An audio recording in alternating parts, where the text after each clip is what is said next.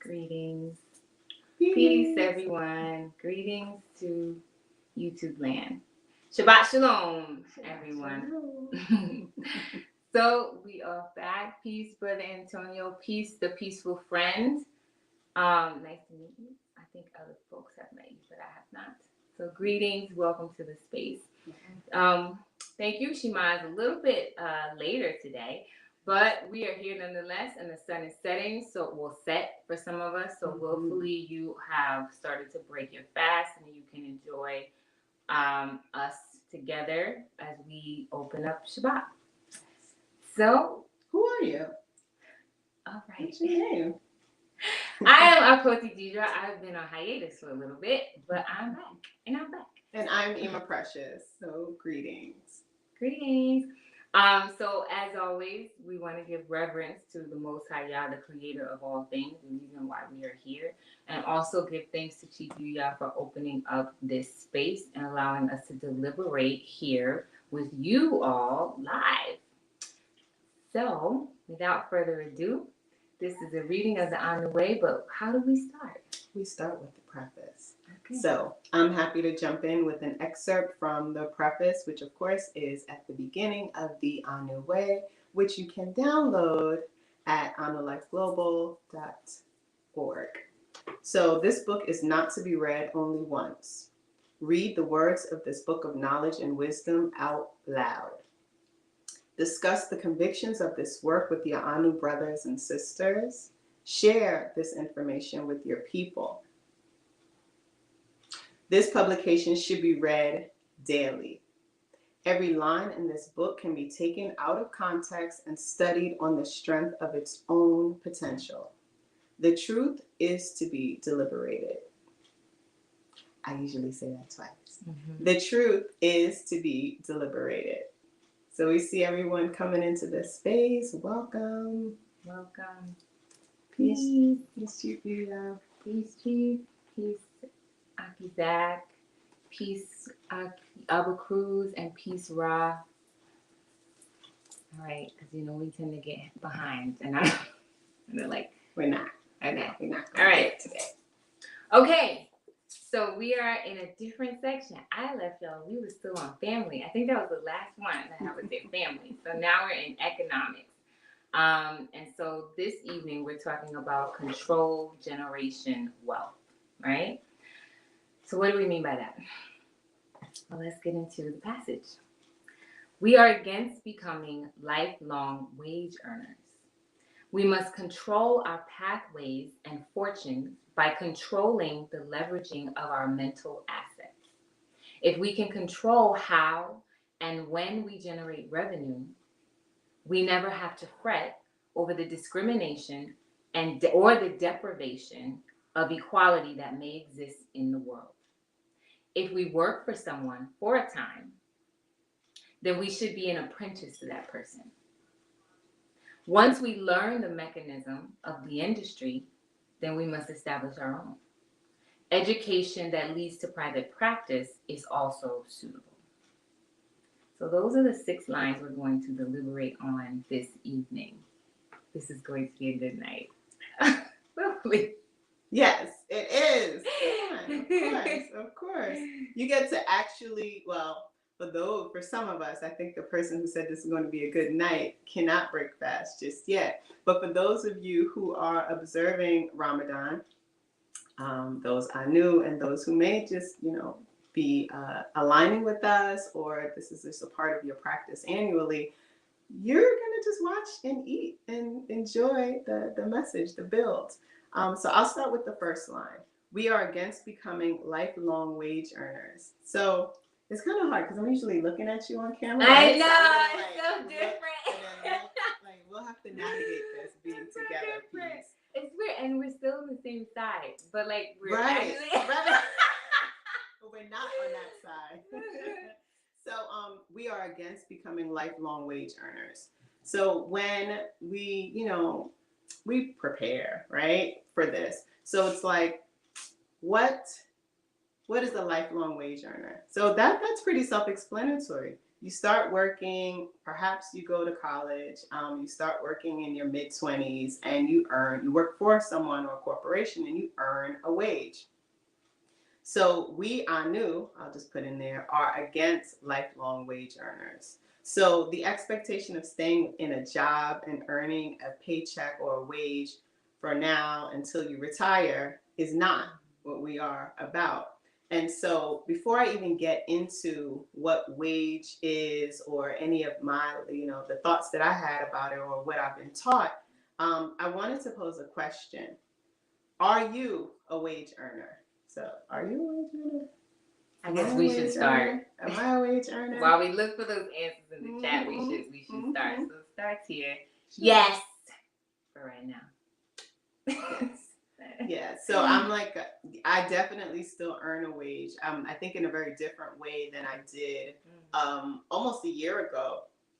I've stepped away, like I'm more of a contract wage earner, but still wage earner nonetheless. And we're going to get into how we begin to take steps out of that a little bit. Mm-hmm. But when we think about wage, and I see responses coming in, when we think about wage, right? So just a general definition is a fixed or regular payment, right? Or typically paid on a daily, weekly, biweekly, monthly basis, right? The first and the fifth. And you know what? I think when you think about wage earners, and you go back in time, day laborers, and even now, day laborers are paid normally by the day. But then it was like, well, let's stretch this out. Let's hold on to your money a little longer. So then it was like, I'll pay you every strong, which is every week. Then it's, I'll pay you every 2 strongs. But then it's like, well, wait, then you get seemingly two extra payments per year. So then let's do the 1st and the 15th, like you just said. And some corporations stretch your wages to their benefit in so much that you're paid once a month. So when I think about who wage earners are, it starts with, So it starts with manual unskilled laborers.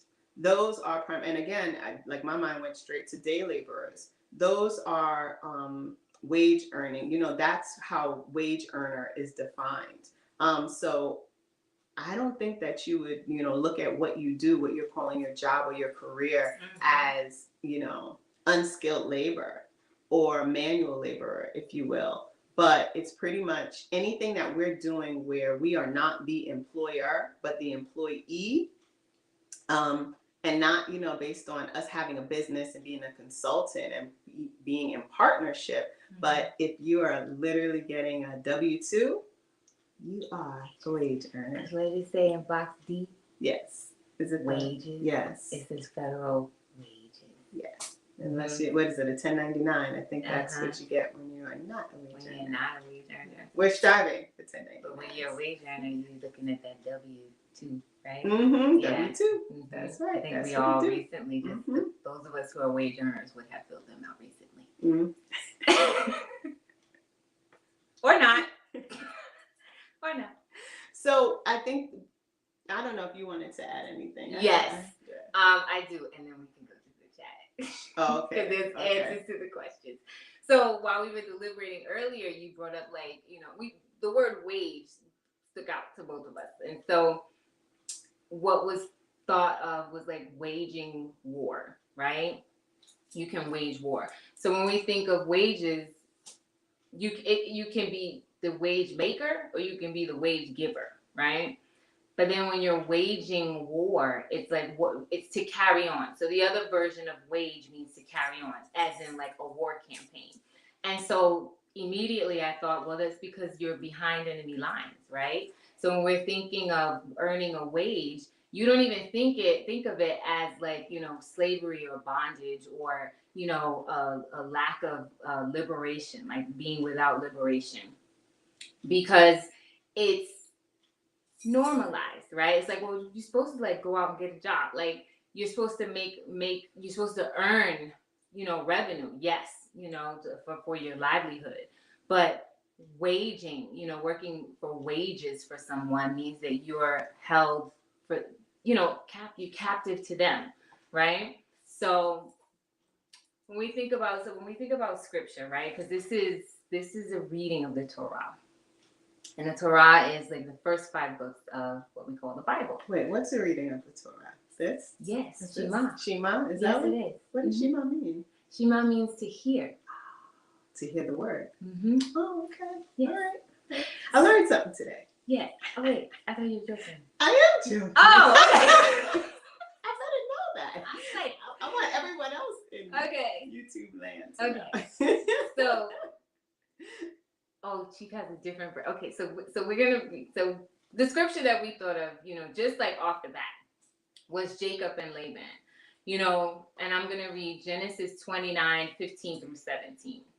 Then Laban said to Jacob, "Because you are my relative, should you therefore serve me for nothing?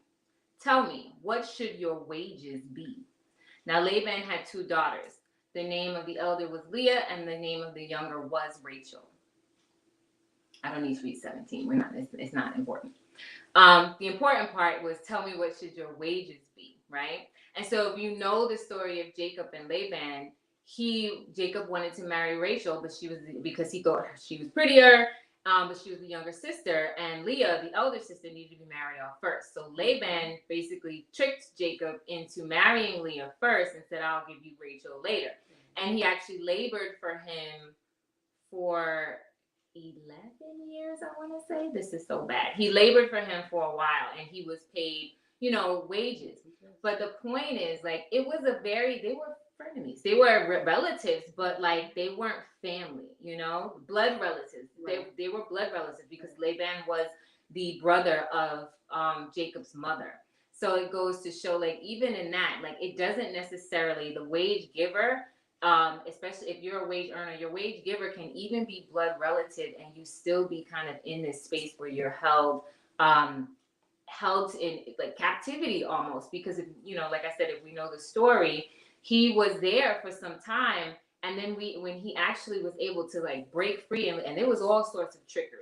We know there's a story of the speckled and the spotted sheep. Yeah. Just off the bat, the trick was between the sisters. Yes, right. So, and then when he left, like, Laban like ran after him, like, you need to come back, like, so it's almost like you're held as a slave almost, as if when you're a wage earner, when you think of it like that.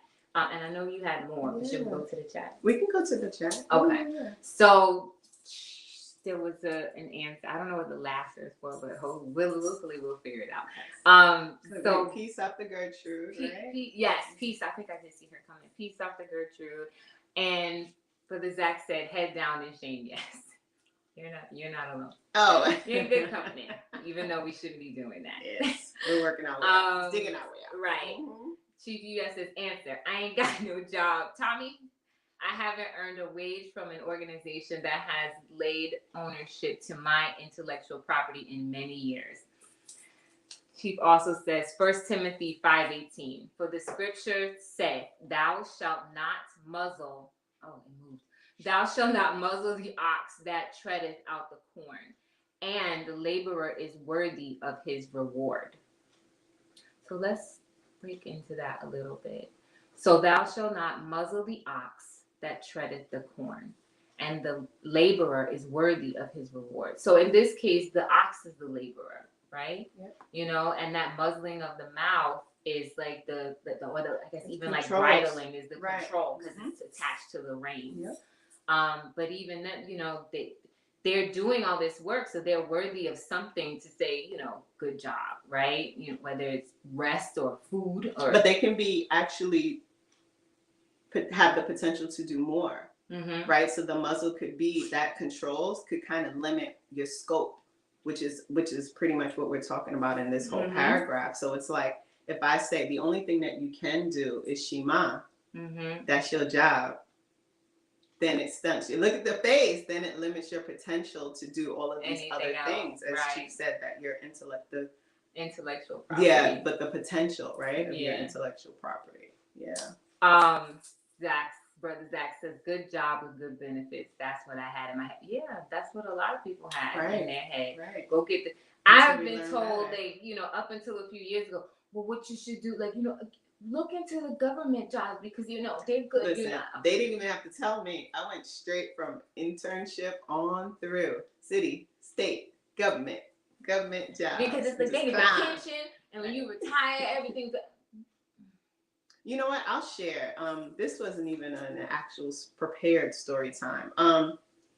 When you're going through that whole get a government job and you just stay there for 20 to 35 years and then you retire and then you get a pension and you have health insurance for the rest of your life and the benefits are great. You believe that until maybe the muzzle or even the blinders, I'll say, when you begin to seek truth or receive light or guidance or divine instruction, or you even begin to pursue your purpose, you may begin to notice things that you didn't notice before. So I'll share something. I used to work in a prison. And when you work in a prison, I worked in it. Huh? He was in jail. I was in jail. You failed. Okay, I'm not going to go to this old rap song, but there's an old song. It's like, anyway. So yes, I worked in the jail. And when I worked in the jail, as you walk, it was on Rikers, right? And so it was a free movement jail. And so what that meant is you would kind of walk past inmates and overhear, their conversation. And oftentimes it was about a countdown. I have 6 months and a sleepover. It wasn't called a sleepover. It was called something else. It was pretty much like the next day. So, but I forgot the term, right? Okay. So there was this countdown, and there was this incessant acknowledgement of how many days you have left. Mm-hmm. And we often see it in movies where there's like X's on the calendar. Yeah, the line. That's the first thing I thought. Right. So now, fast forward to I'm well into my career. I now work in a healthcare system. I'm thinking it's this greatness for myself. I'm going to be here forever. And I'm walking down a long corridor, and I see two elderly staff, one with a cane and one morbidly obese. And it's the same sort of prison-like hallway, but it's in a hospital, right? The long corridor. And all I hear is, yeah, man, I have 6 months, 2 days, and 52 hours before I can retire. Mm-hmm. And in that moment, my blinders were not like, I was still an earner just like them. But I said, oh my gosh, we're in jail. Yeah. That was the moment that I recognized that this might be for them as they're falling apart and grossly unhealthy, but that was my aha moment. This can't be life. Yeah. Like this can't be what we're doing. So with that, I'm going to shift a little bit to what we are charged with doing. So when we were deliberating on this particular line, something that came to mind is if you're not the earner, then what are you? You're the wage giver, right? You're the employer. And so I thought of the charity section in the Anu Way. And there it talks about us being charged with placing people, right? Community or within this community or not in a position where we are able to do for themselves, where they are able to do for themselves in the highest, and that being the highest form of offering. Mm-hmm. So it's like when you are being that employer, you may not, when we, Anu, are being that employer, you may not perceive it as charity. But if you, when you're walking in your purpose, when you're doing what you're charged with doing, and not just being an urge wainer, wage earner. I was like, yeah, urge wainer. No. Wage earner. You actually are performing charity. You're giving back. You're creating opportunities for someone to do what? Be an apprentice, and we're going to get into that later on, but to come up under and not just receive a wage and you keep them in servitude forever as right. Not that, but you actually pour into and allow for a season to for their coffers to grow. Or, as we're taught in one of Chief's Command today, view your employer as your investor, which means you use those resources wisely. Yeah. So I'll close with being a wage earner is antithetical to freedom. because you touched on it being slavery, right? Mm-hmm. So it's completely the opposite of what freedom is. Mm-hmm. Yeah. So Chief quotes another scripture, Luke 10:7, and the same house remain, and in the same house remain, eating and drinking such things as they give, for the laborer is worthy of his hire. Go not from house to house. And in the same house remain, eating and drinking such things as they give, for the laborer is worthy of his hire. Go not from house to house. So maybe don't go from job to job. Right. That's so always like, right. I'm like, I got no work. Be here and learn what you can learn, and then start your own, which we're gonna do later. Right. And even in that opening line, I think y'all know, like, this screen is so far. It's tiny. I won't be seeing it. I'm gonna look at it over here. Okay. But you can go ahead and let's see. So Chief also says the deal was, this is about Jacob and Laban. The deal was that he would work for him for 7 years. After the 7, he tricked him into marrying Leah to take Rachel as his second wife. And he ended up having to work another 7 years, 14 in total. Correct. Give thanks, Chief. Greetings, Alexandria, Elaine, as the Anu women accepting applications. You can.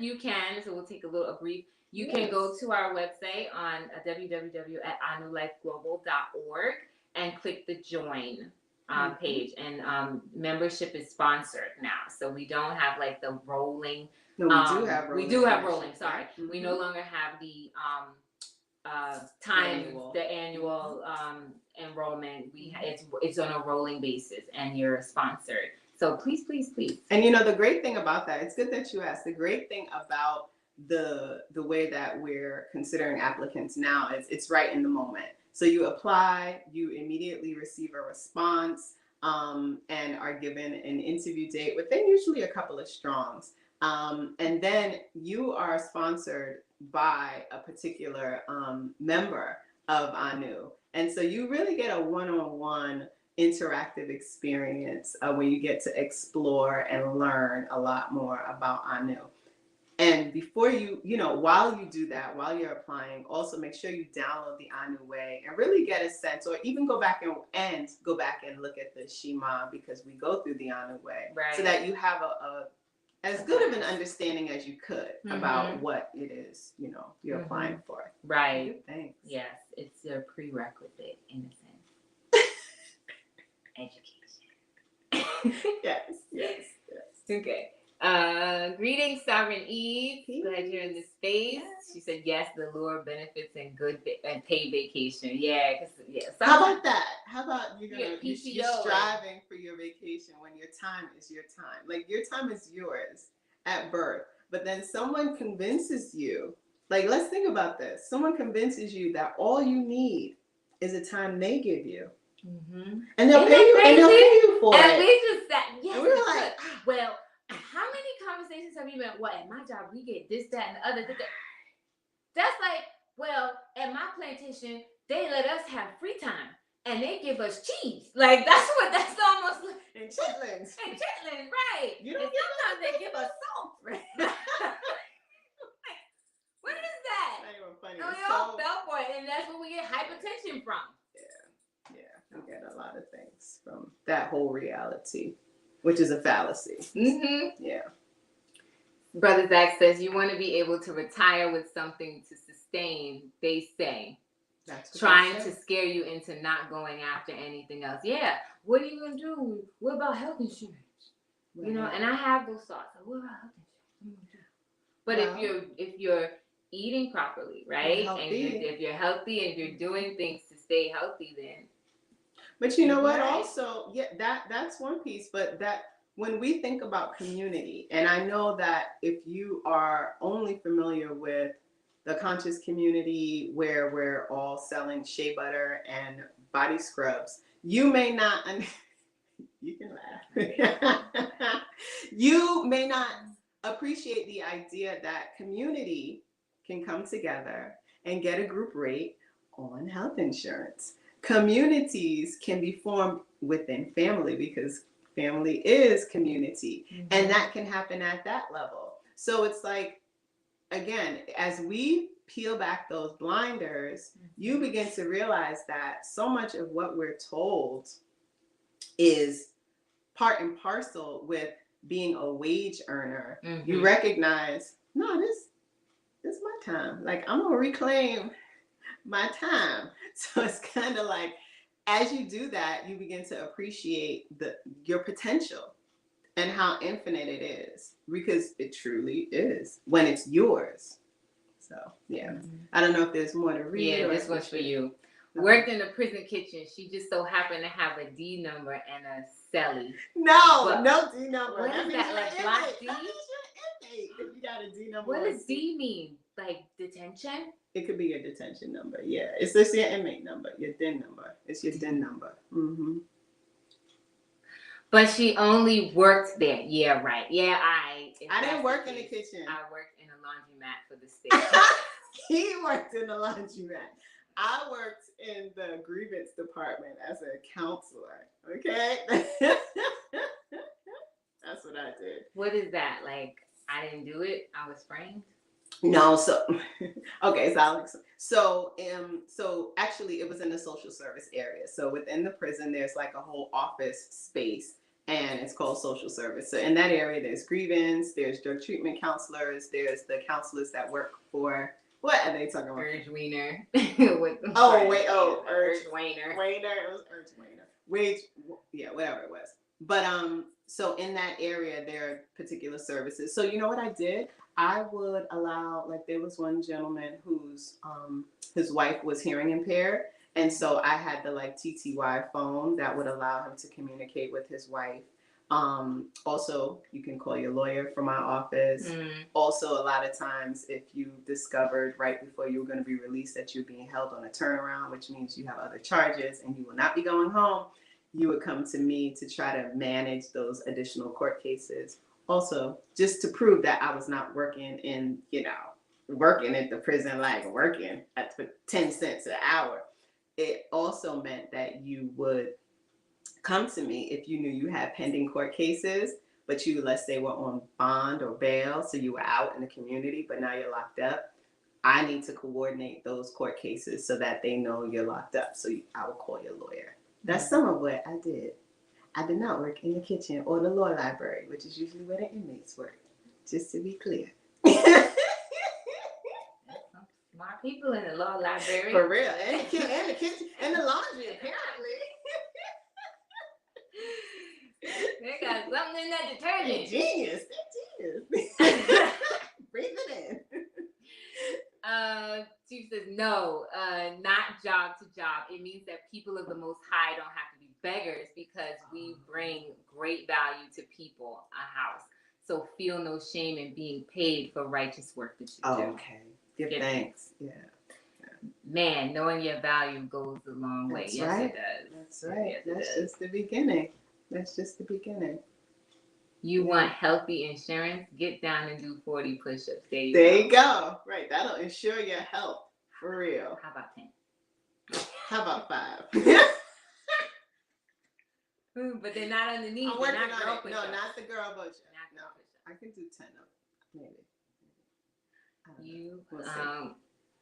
So you were a jailhouse hooker. Oh gosh. A jailhouse what? You were paid in top ramen, cigs, haircuts, and coffee packets. Not me. I don't know who it was. I don't know anything about that. I have no idea what's happening right now. But I worked for a wage that was paid by the city of New York. So you was a city slave. I was a city slave, as opposed to whatever that is. I don't know. There's levels to this. There's levels to this, and that was the level I was at.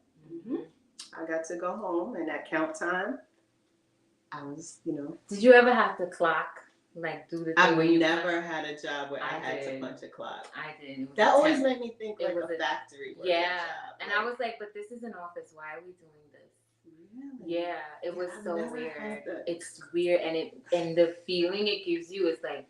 And do you have to so that means it's like a line, like y'all have to get in line because, or if like people were late, you were late.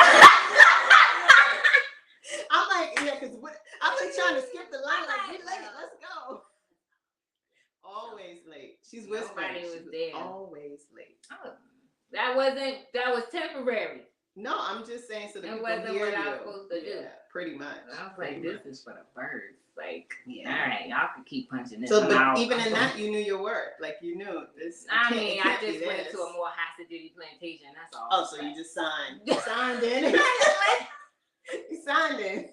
Instead of clocking in. You just come in and you just come in. Oh, Whatever. yeah, that's part of the the benefits or whatever. I guess We didn't even get past the first line. We didn't. We got there. Okay.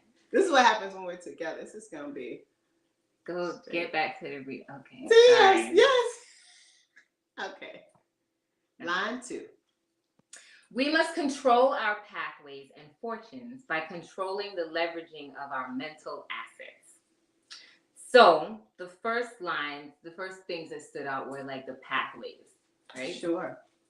So a pathway, right? Just thinking about a pathway, what is it? It's a means to an end or a specific route.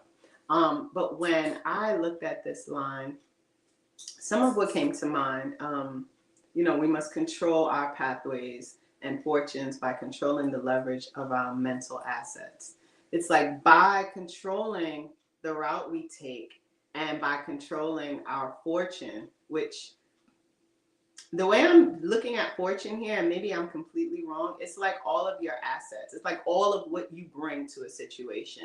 And I thought about, your talents. And then I considered, the idea of allow, arm, leg, arm, head. It's like you're bringing all of your talents to what you're doing. That is what you would need to control as it pertains to your fortune. So in the example where I said to Deidre, if all you're able to do is do SHEMA, if this was your only job, and her face was like, well, wait, there's so many other talents that I'm charged to bring forward.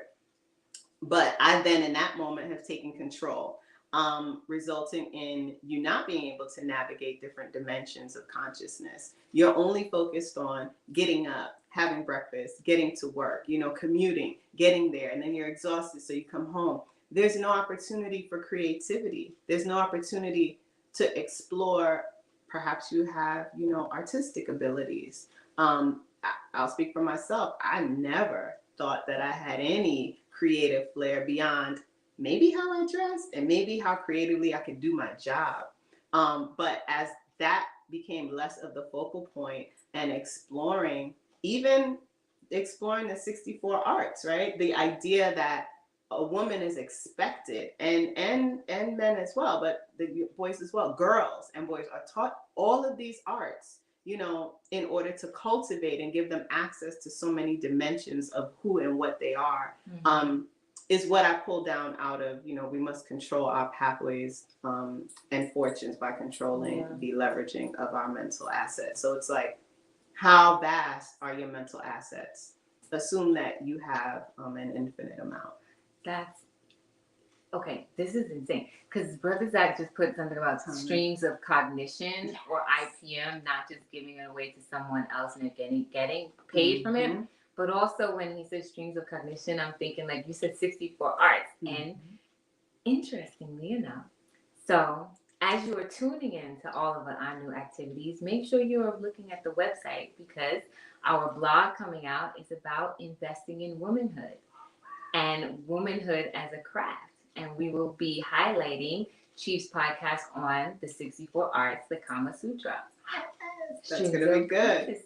And I didn't even know. See? You see how that works? So just wanted to... That's cool. Look. As we move further, by controlling the leveraging of our mental assets, right? So before I get to that, Chief says, fortune is an ability to control your own fate. Fortune comes from the deity archetype Fortuna. The idea of the best fate for being aligned with it and its is inherent. It just jumped.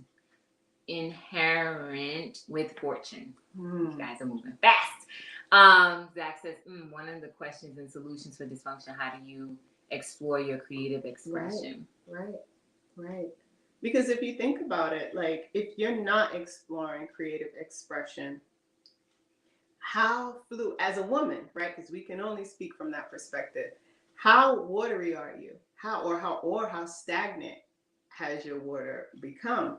You should be able to move and navigate. It's kind of like, I don't know, I'm thinking of music.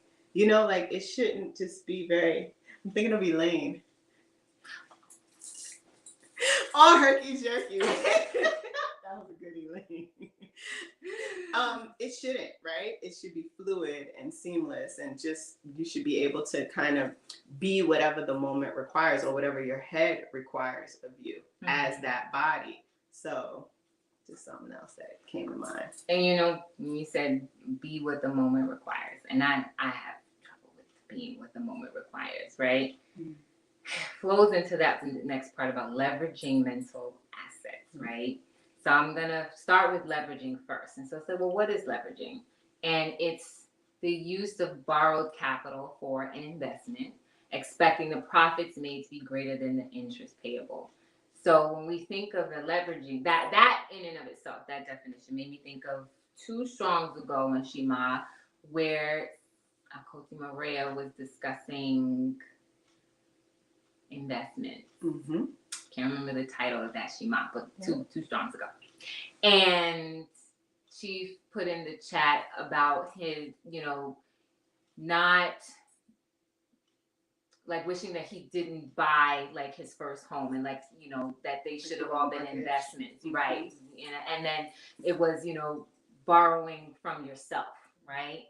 That being a better option. That being a better option. And I remember for this accent, take it from one pocket and put it in the other. That was funny. I think that's the savings account. Right. Hide your money between your pockets. Right. That's one of them. Hide it in a coat pocket. That's one of them. That's one of them. That's just the cash on hand. Right. So like, you know, you have to leverage like the borrowed capital. So like, what is the borrowed capital for an investment? And expecting the profits to be made to be greater than the interest payable. So basically, like, your employer should be your investor, right? You should always approach if you have to work the wage position, they should be your investors, right? It shouldn't be like, I'm gonna do this, like that mentality that we all have, like, I'm gonna do this until I can retire. I got 6 in a possible, or what is it? Sorry, no, that's I got 6 in a sleepover, whatever it's called, you know. So you're not having that conversation in the hallway, you know, so that you know this was an investment. So it's something that you watch over, and you put in a little bit, and maybe you take some out. You watch how it moves, and you know when to get out, right? That's what a lot of people do who play the market. They know when to get in and they know when to get out. So that's what it should be. And there's a lot happening. So she just says, pathways are the flexible connections you can make in your own psyche. There are neural pathways, which are the roads of fortune and fate. Fate comes from the words which come from proper thought connections. Fate comes from words which come from proper thought connections. So what thoughts are building your fate? Right. Which thoughts are you like kind of navigating to and through, right? Versus, and now that's the mind working, right? As opposed to, you know, the brain, which is more almost like automatic. And you know what I thought of? Bereshit, like the rivers in the garden, you know, because I don't even want to go any further because I'm going to mess it up, getting tongue-tied already. But it reminded me of the rivers in the garden, moving south, east, from the east. I'll say that because the Eden was in the east. Okay. Greetings, Brother Antonio. Peace. And give thanks for being there earlier. We are so sorry we did not get the memo. Yes, 8 o'clock. He was like, make sure you like it on your way in. Right. Like it. You're not here yet. Like it early. He says the ability to see the different ways we can leverage those mental assets can atrophy over time. When we get stuck in the wage earner mindset, it definitely stifles creativity. That you ain't never lied, because I will have to say I am right there. It's like you can move within that cell, right? Because that's what it is. You can move within the prison. Would you call it free range? Yeah, free range. Free movement. Free movement. Free range chicken. But it's the same thing. We're in a coop. So free movement, but you think like, but I have so much freedom and I can do this.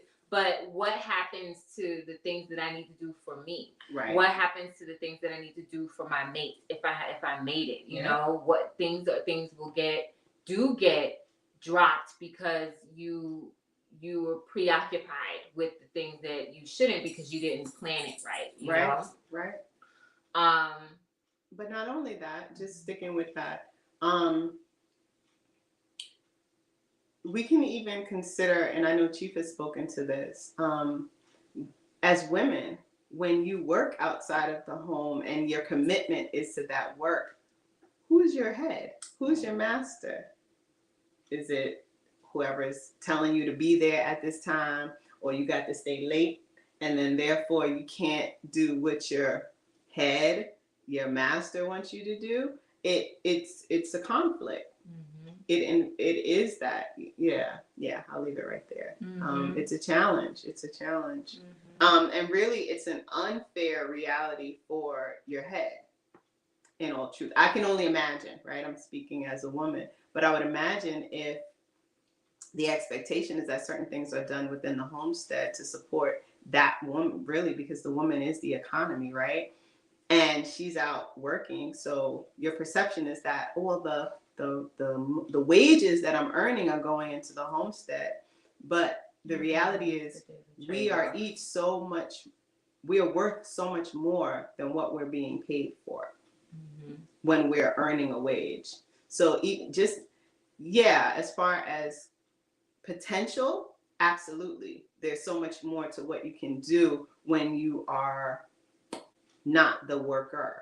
Right? But even beyond that, what you're being compensated when you just have a singular stream of income versus working for yourself and having multiple. And I'm saying this to myself, y'all, because I'm not there yet. So I just want to be clear. Yeah. I'm preaching to me choir. Yeah, as I minister to you, I minister to myself. I minister to myself. Hopefully something comes over to you too. So we're not finger wagging. Saying we gotta get it together. Right. And as I'm thinking about it, I'm like convicted, like, oh, this is not good. Too much. Got to go. That's all I'm gonna say. Got to go. Yes. Countdown continues. Sit and a sleepover. No, 2 months would be 8 weeks. 8 weeks. I don't think there's no sleepover. Right. Oh boy. All right. Brother Zach says, the Sky War, be careful of the information that you take in. You may be speaking a foreign language and missing your fate. This is true. Yep. This is true.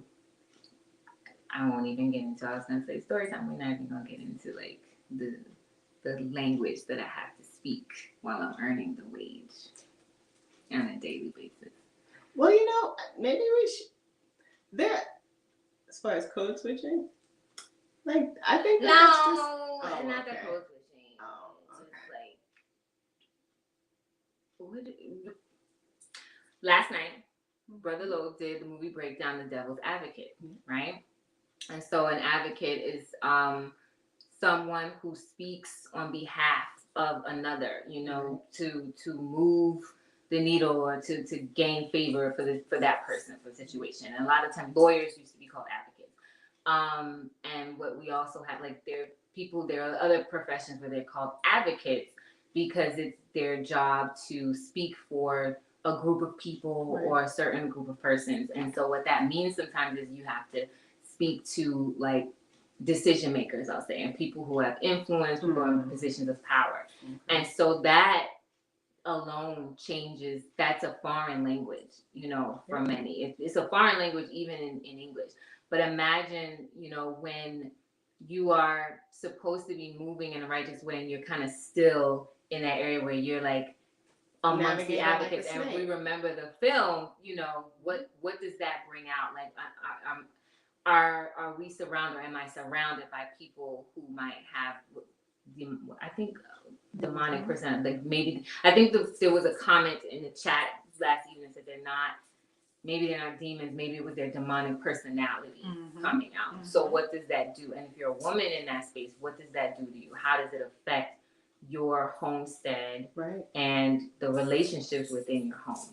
It's not a good thing. And you know, that just from a surface level, that makes me think of as soon as you said, how does it affect you? I thought about like, well, this is why we cover our hair. This is why we navigate the world in a particular way, right? To some degree. But it's also in solutions for dysfunctional family relationships. It also made me think of the fact that it says, as soon as you get home, you should shower, right? And these seem like small things, but how are you getting that sludge off you? And these are really like not it, right? We know it's getting out of those environments, or being able to leverage that knowledge and navigate that in a safe way. So if you've acquired those skills and you know how to move in those circles, can you do it virtually? Because it may be about you cultivating relationships to build your own coffers, right? So it's like you gotta know. You gotta know how to do it. But for those of you who are like pondering that, like definitely dig into solutions, because it gives you solutions when you're living that dysfunctional reality, which we, for the most part, many of us are. We're trying to come out of it and admit it, and then do something about it. I'm gonna move back to the reading a little bit. To go in a little bit deeper into this line, and then we'll move back to the chat. So it talks about leveraging mental assets. So what are mental assets? So I immediately thought like our faculties, right? Mental faculties. And so there's usually, you look at, it's like sometimes they say it's 5 mental faculties. It's the 6, it's the 7. But I think 6 tends to be like the number, and then sometimes depending on where you look, the words change. But I'm gonna read them out. So like mental faculties usually include like imagination, intuition is the ability to like know something without having to use like conscious functioning. Your will, perception, memory, and reason or logic. So we should be leveraging those things. So if you are in a wage earning position, and it's like, I think it was Master Antonio that said it earlier, like the atrophy. What's happening to your imagination? What's happening to your intuition? What's happening to your will, your perception, your memory, and your reason? You start to take on those of the jail, right? Master, we sick, right? Not, oh, you're sick, it's we sick. And so you lose a little bit, you atrophy in those things. Our mental assets start to get pulled away from us, and therefore our fortunes are diminished. So with that, I'm gonna just go back to the chat. Oh, yeah. So this is why we utilize, or put to work to build. This is what we utilize. Our mental assets are what we utilize we put it to work to build our fortune. So if someone has them, not under lock and key, or has you under lock and key, and therefore those things can't be expanded or they can't evolve, then what happens? You lose sight of your purpose, and then you just a drone. Yeah. And even when I think of atrophy, it's like, if you have surgery, or if you're, let's just say I thought of coma, I just didn't want to say it. But if you think you lose the ability to just move your limbs. And I know when Master Menelik put that line in, that was what came to mind. It's just like things just become crystallized. And again, that crystallization prevents you from, as a woman, it prevents you from fluidity. It prevents you from movement. It's beyond just stagnant water. It's almost like frozen, water, right? So that's when, even more so, you need light, you need heat, you need fire to like, yeah, oh my gosh, I can't believe I'm saying this. You need that fire to like melt through the ice, clarify, cleanse, and detox the water, right? Sterilize your waters. And then that wind, like, it's like you need a whole new reality. And so many of us who get stuck, just stuck, period. But now we're talking about stuck in a wage earner position. That's what's needed. That's a lot, right? Like, as I'm saying it, I'm like, ooh, that's a lot. So it's like when the fire comes, and you're like, but wait, because, well, like you said, what am I going to do about health insurance? Well, what am I going to do about this? What if I don't get a contract? What if, like, you get all of these what ifs? What if I can't pay but what if you cut back your expenses? What if you did, how many push-ups a day? 40? Woo! What if you built up those areas of oneself?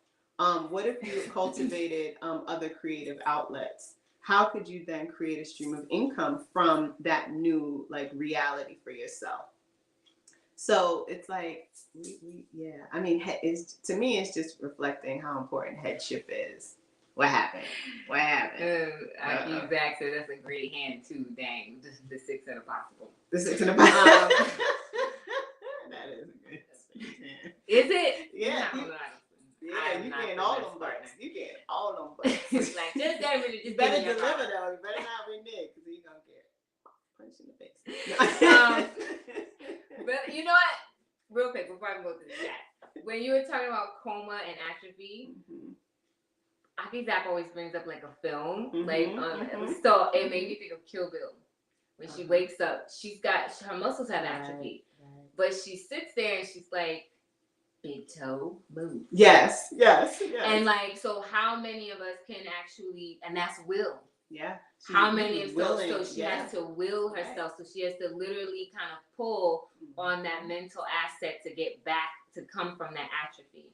So, and some of us need that fire to like spark that will to like get us back, get us back in. Especially if you're a woman, you need that. Like, all right, you know how the fire sounds when you light a gas stove. Is that what that was?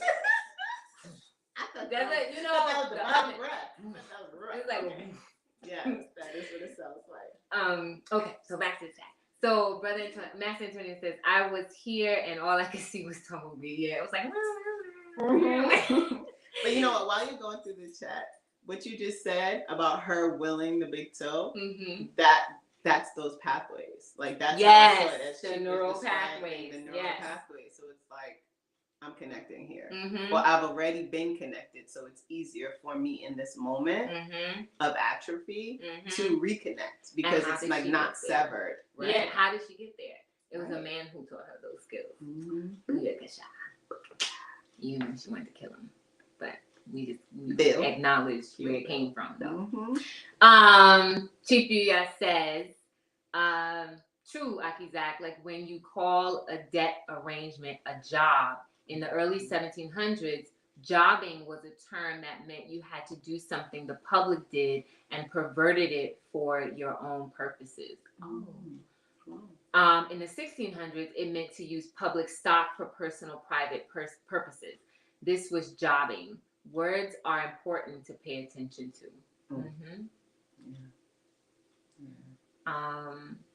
C makes me think, Brother Zach says, C makes me think of that line, if you knew better, you would do better. If only this info was told. And Chief says, it is told. We ignore it. All young people know even waking up at 7 a.m. to go to a school building is madness. And they cry when their parents abandon them. That's true. I remember that. Like, and it's traumatic. That's the intuitive part. Yeah. That's the intuitive part. Like, this is not even right. Like, this ain't right. Yeah. And what does that trauma do to the imagination, the perception? Right. We don't necessarily forget it. Right. Nope. But what it does is it reinforces this push past what you know is not right. Push past the intuitive thing that's saying, no, this is not it for you. And be wedded to what? Be wedded to, I'm gonna have this job, even when I'm walking with a cane, even when it's making me morbidly obese, I'm going to, or driving me literally insane, I'm going to do it because I was doing it since I was going to kindergarten. That's what everybody's doing. But I was doing it when the people who brought me into the world and said they love me the most delivered me to this film. This is what we do. So then it becomes, this is what we do. So then I'll turn around and do it to mine. And that's why community, again, is so very important, because it's like, no, this is not what we do. What we do is what we're talking about right now. Mm-hmm. We're doing. We're getting there. Brother Zach says, my niece asked that too. It's almost like we accept what is there until our wonders for life dissipate and we fall in line. Right. We lose that imagination. We lose that ability to be creative. Mm-hmm. Yeah. Chisa, it's difficult to extract yourself from the workings of a machine when you didn't realize you were actually in a moving machine. Right. Yeah, we were talking about that. Like a cog. Yeah, or the battery, or being that battery, right? It's like the Matrix. They were all batteries. Yep. All batteries. Why am I doing this? Why am I doing this? Can you feel that? I do. And it's shaking the whole. It's shaking the whole mind. I think of like electricity or something vibrating. But yeah, like they're batteries for the machines, for the machine city. You know? Yeah. But that's what we are. When we're earners, right? Yeah, so because there's someone who, even if it's a nonprofit, somebody is reaping the benefits of that. Course. You know? Of course. Because there's no such thing. Everybody makes money. Everything makes money. Yeah. So, because except for the wage earners. Right. Yeah. So, right. Mm-hmm. But even still, they have something to give the wage earners. But if it's a nonprofit, where's that money coming from to pay anyone? Right? Exactly. So that doesn't even make sense. I'm just saying. And then there was I was gonna say, I forgot, it'll come back. So she says, right, your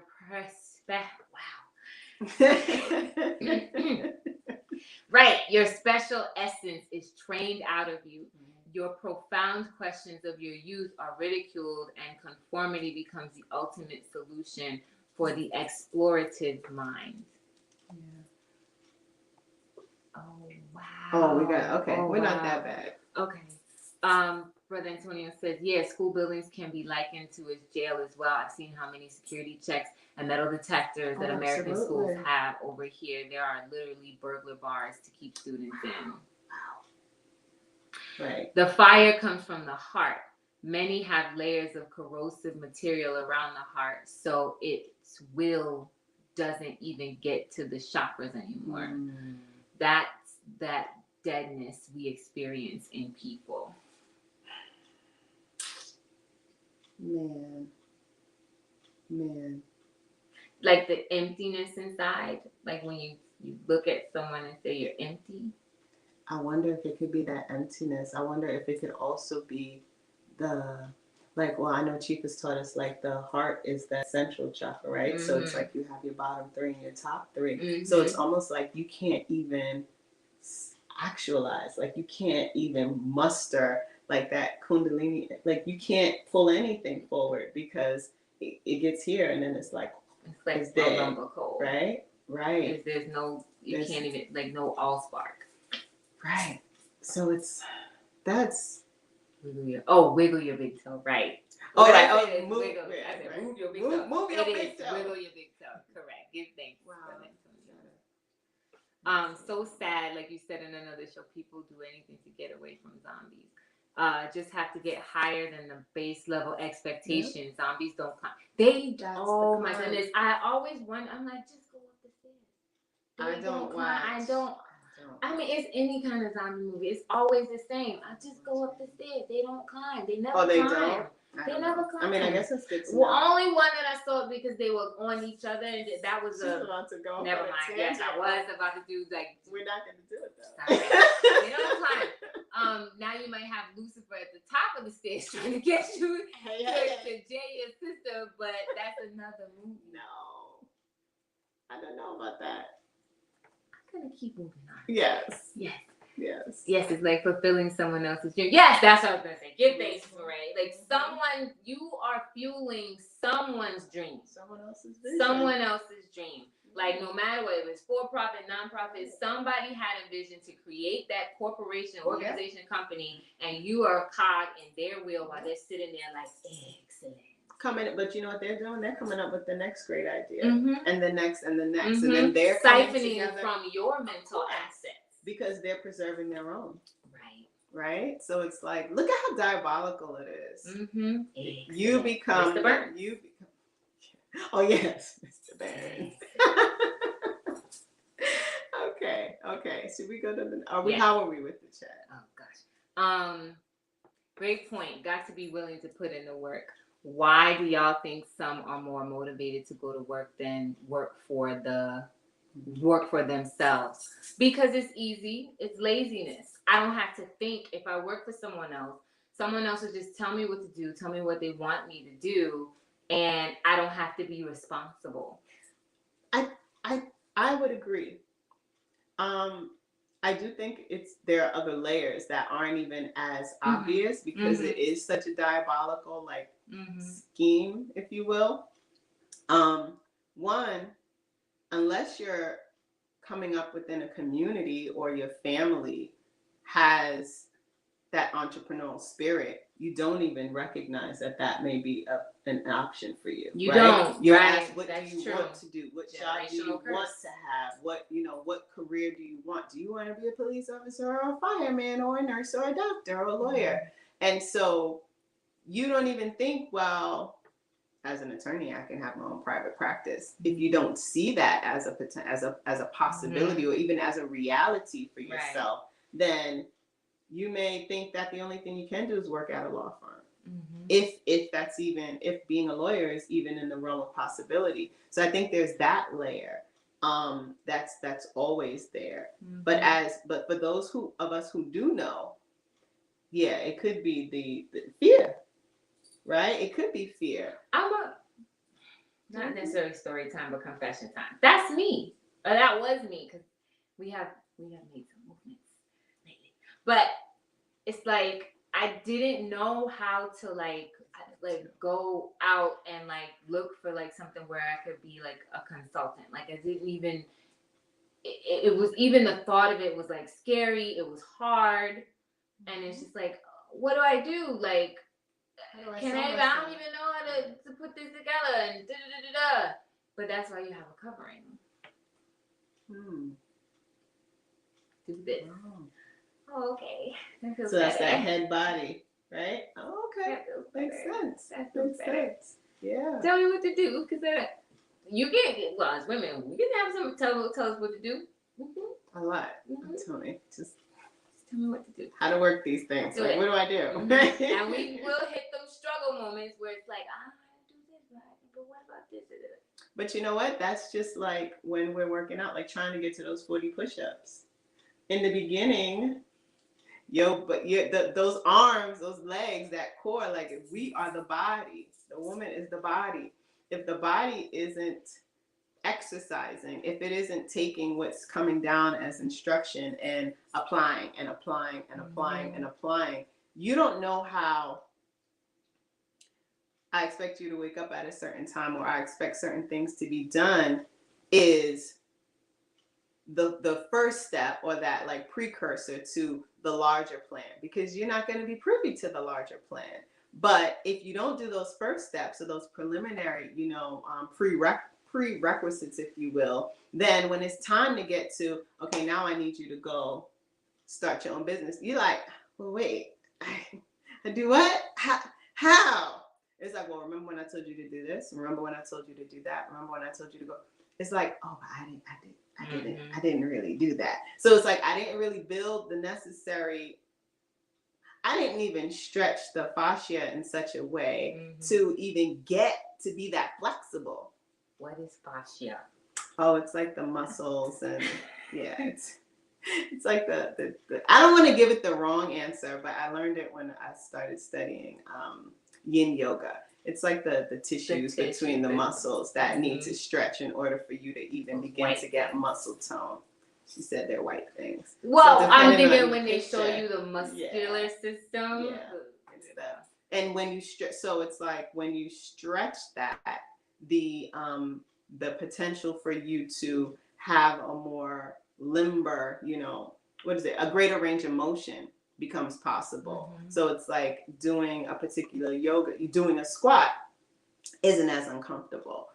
Getting into certain positions isn't as uncomfortable because over time you're consistently staying in a position for a longer amount of time in order to allow your body to get comfortable. So right. that's a little yin yoga. Where the mind goes, body follows. Mm-hmm. And who is the mind? The master. Mm-hmm. Any man have a woman be his power pack? Of course, we are the consciousness of the equation, but have you ever had a woman submit her full polarity power to you with no other distributions? I think that is a question for the men. Yes, that's what I meant. And Brother Jack says, I haven't. No, not me. I'm trying to see what that can be like. Alexandra Elaine says, right, then some secret society members trick their family members into following the economic regime, establish credit, get a loan, etc. Then once you've performed well with the status quo regime, you'll be shown another degree of life. Yeah, I can see how that connects to climbing the corporate ladder. I understand. Give thanks. I'm not complaining now at 23. I get it, but I wish they'd tell the truth while we are youth. Well, I think it's like Chief said. The truth is there. We ignore it, or we're forced to ignore it. Yeah, and then, but even in your 20s, like, you're here, right? You're in this space, and you're expressing an interest in applying to Anu. So it's like this is the information. You know, take it, live it, be it. And at 23, you can take it from us. That's right. Go there now. Get out.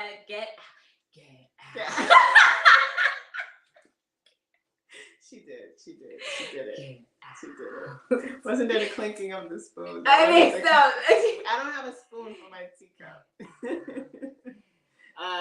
Like and share. Give thanks, good brother Antonio. Oh my gosh. GPS says, why would your oppressor tell you how to disassemble their 10-point plan? That's right. That would be irresponsible economic social warfare.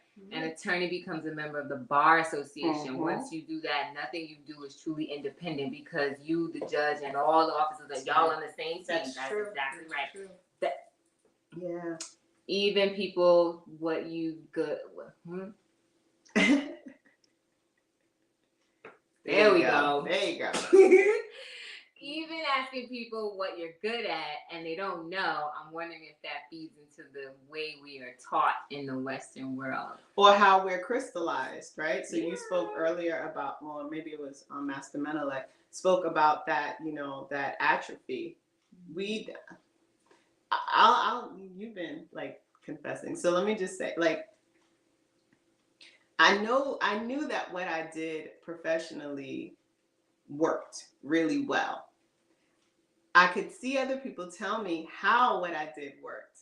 But when I'm told to like do it on my own, I'm like, I don't actually know what I do. Like, I don't know how you monetize this thing. Like, that's my issue. I'm like, right. I don't know. I'm like, but if it's being an executive, yeah, I know. Like, I know this is what we do. But if I were to package my talents, my gifts, what I'm able to do, how do you take it from the cerebral to like the concrete?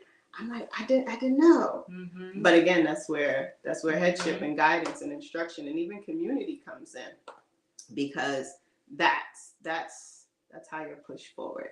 That's how you're propelled. Okay, so joint confession.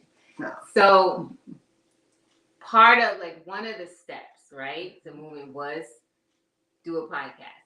And for a very long time, I thought it was a suggestion. It was not a suggestion. So then it was just like, do the podcast. So we did the podcast. And it was like, hook up with Emma Precious and do the podcast together. So we did that. It needs more fans. But we did it. Plug. What's it so called? We did it. What's it called? True Health Lab. Okay. But we did it. And it's now a skill set that we have in our bag, right? And we know how to do it. We know how to set it up. We know everything that goes into it moving forward. And can teach somebody else how to do it. So what is that equation? Another stream of income. Teach. But what is that equation? I don't know. Oh, knowledge, wisdom, and understanding. Yes, I'm like, oh, I don't know. You know, I'm not good with the numbers. That's not numbers. Well, it is. It is numbers. It is the mathematics. Yes, knowledge, wisdom, understanding. She says this. We're behind, so I don't even know what some of these are. I know. It certainly does. Who cares what we're good at? I think this is a response to the previous comment. Let's do what we enjoy and what we have been purposed to do. Yes. That's that do your best early childhood stress game. You better come in here with A's. No. Well, dang, this is a tricky game. Reminds me of the Alpha Family segment and the importance of having fun. Yeah. Like this is fun. You know? Yes. Like how I learned reading the Bible is like so much fun to me. Like freeing up time to just do that. Yeah. I'm like, oh, I could do this for hours, like all day, every day. You know me, I'm like Ruth and Hawa. Right. She got two. But I had so much. Well, now Laban as well. Yes. Now I'm like Laban and Jacob.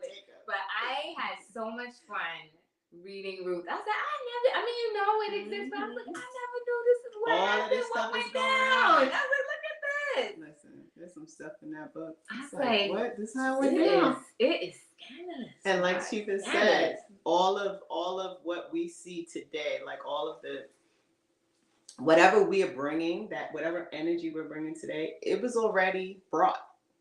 And so it's like the more you dig into the word, the more you can see like, oh, this is that kind of type of person, and this is their path, and this is you can see it, you can recognize it. Right, let's go. What does it say? It says we can play different games. We have ancient games that make more sense to us. Stress the fascia. Okay, go member. It's fascia. It's fascia. As the youth would say, facts.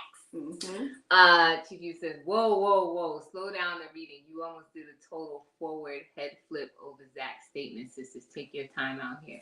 Okay. Okay. Boom.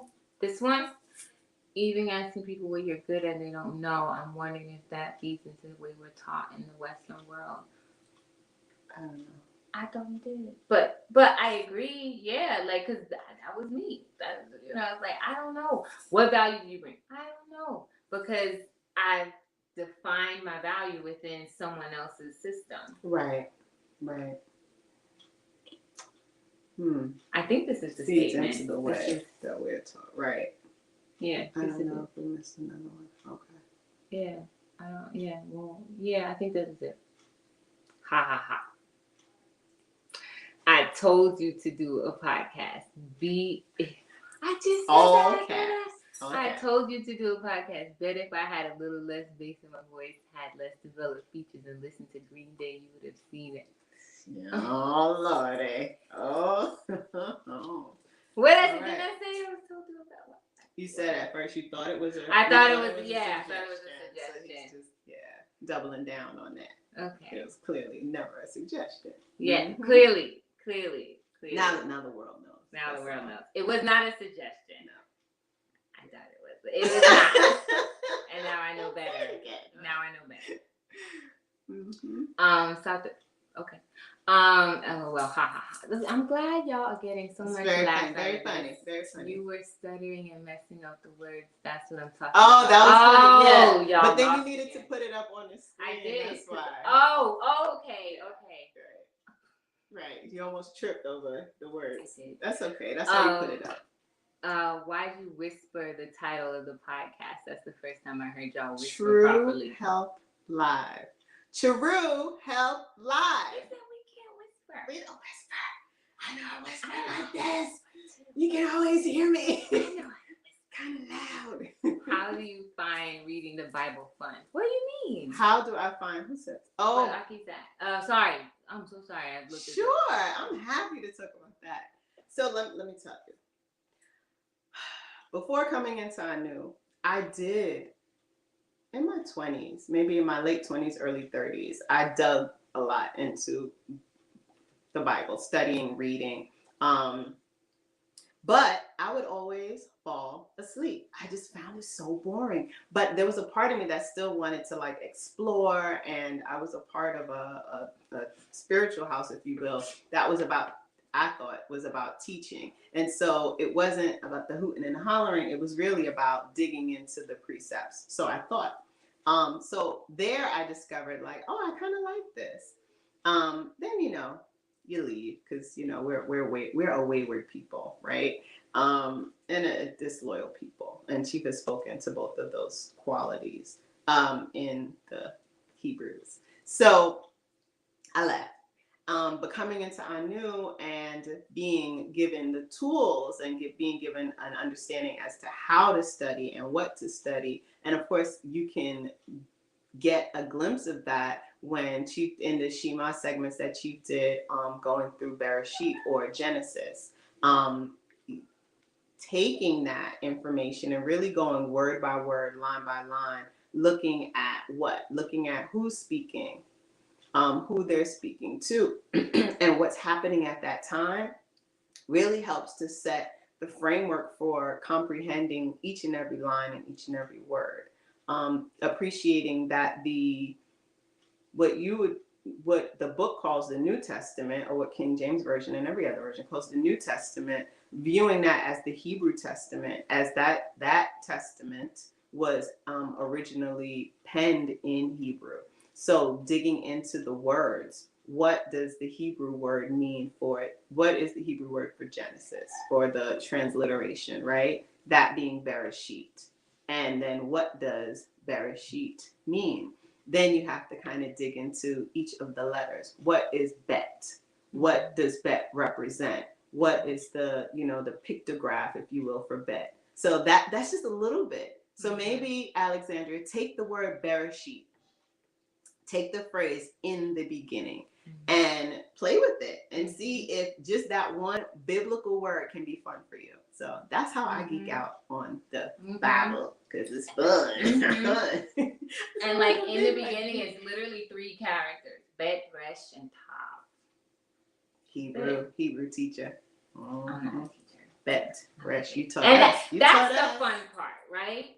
Like learning the original language that at least the Tanakh was written in, because when we get into it later, the Tanakh it's actually it's an acronym almost, like for not almost it is for Torah, the Netuvim and the Ketuvim, right? So the Torah is the law, the Netuvim is the writings, and then the Ketuvim I think is prophecy.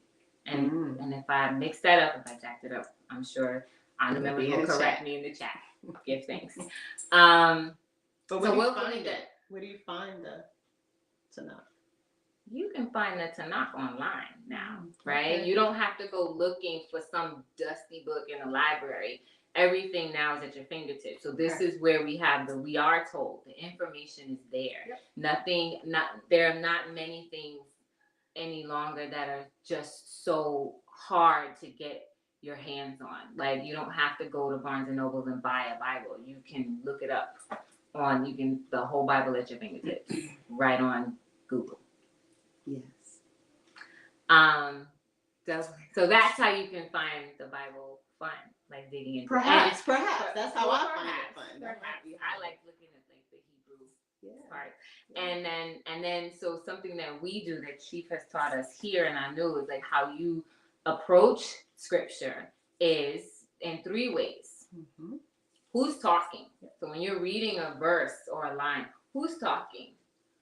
Second, who's being spoken to? And then third, what is happening at the time? What is the dispensation? What's going on? So that, and history is fun. Maybe I'm a nerd. No, I am a nerd. I think history is fun. Yes, I think we both are. It's okay. We're cool. I think we're cool nerds. I don't know. The chat may beg to differ. She says, doubling down on how daughters of Zion jump for men of oppressor nations while only taking advice from their kinsmen. That's the double down. My mother's like, don't say it again. It's good. It's double down. Okay. It would be like going to a good restaurant and eating a great meal, untangling problems in your head. Yeah. Living word. Yeah. Yeah. It's the best meal, right? It's like just being able to, yeah, I would agree. Then being able to get a good night's sleep. Sorry. Mm-hmm. After that meal. After the meal. He just thinking about food. I know. He got a long way. We're here with you. We're here with you. We're gonna keep his company through as much as we can because we got to eat also. Yes. Yes. Mm-hmm. Not to mention have a community and cheat sheet to help navigate what you're reading. Right. Mm-hmm. That's right. That's right. Yeah. So everything that I just said was what I've been taught here in I know.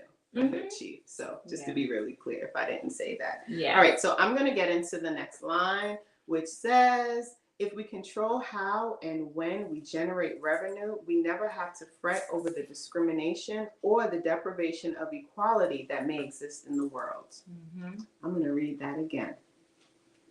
If we can control how and when we generate revenue, we never have to fret over the discrimination or the deprivation of equality equality, I'm like Baba Wawa, that may exist in the world. Mm-hmm.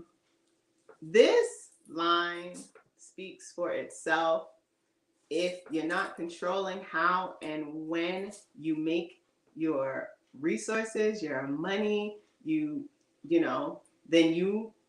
if you're doing that, then you don't need to worry about what's happening in the world around you, who won't give you a job because you have natural hair, because you wear your hair covered, because keep going, because you don't speak the way they want you to speak, because you don't dress and look the way they want you to look.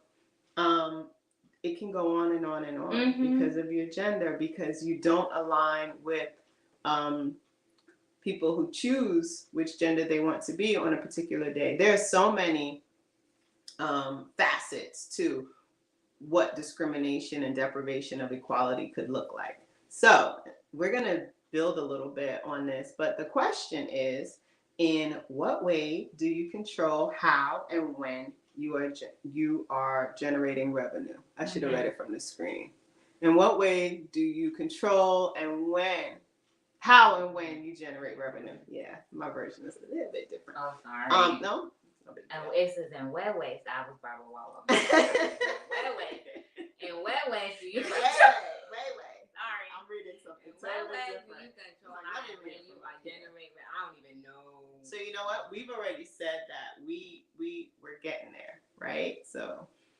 Yeah, like so while people are deliberating, while you were waiting for the answer, just more examples of like the discrimination or deprivation of equality. Like that's the diversity, equity, and inclusion, right? You have to have these because people are like, we don't get paid enough because we're women and and not to say that these things aren't there, but if we are in communities where we are earning for ourselves and controlling our own fortunes and pathways and have mastery over them, that's not a thing for us. For many years, how many melanin dominant women know the whole story of, well, I had locks and they said it was unprofessional, or I had an afro and it was unprofessional or it was aggressive. Or even just braids. Like it wasn't that long ago that coming into the office with braids would earn you no longer having a job, earn you a pink slip. Right. So that's and even now people, you still see people or hear people complaining about the treatment in the workplace because of how I look. Yeah. And so what happens is when you're in a community, you're protected from that. When you set your own pace and you set your own pathways. When you set your own pathways, you skirt around all of that. That's exactly what that means. Like we never have to fret over the discrimination or deprivation of equality that exists. And so what you're describing as community is our covering, right? So it's like you're protected, or like as women, again, water in a wells need to be covered in order for that resource to be preserved. So you don't fall, you're not susceptible to what's happening to the women in the world because you're covered. You know, but you can't go knocking that lid off the well because that would be disobedient, right? So if you're not listening to your head, then that's tantamount to just wanting to be a well left to then be toxified, right? By the world around you because it's toxic. Yeah, it's toxic. What do we have in the chat? Let's see. Chief US says, answer. I am particular about what I saw and where I saw my mental seeds. Revenue just means to come back. So what comes back is a product of what I send forth. I send according to season and spirit. So